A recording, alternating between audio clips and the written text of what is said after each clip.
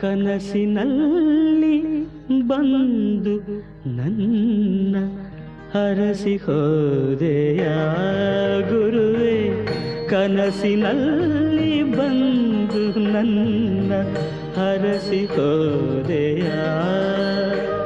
ಅಜ್ಞಾನವೆಂಬ ನಿದಿರೆಯುವುದ ಎಚ್ಚರ ಮಾಡಿದೆಯ.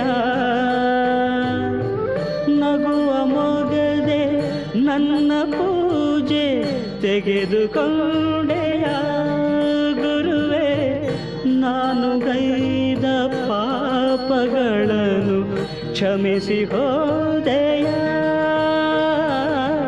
ಕನಸಿನಲ್ಲಿ ಬಂದು ನನ್ನ ಹರಸಿ ಹೋದೆಯ ಗುರುವೇ.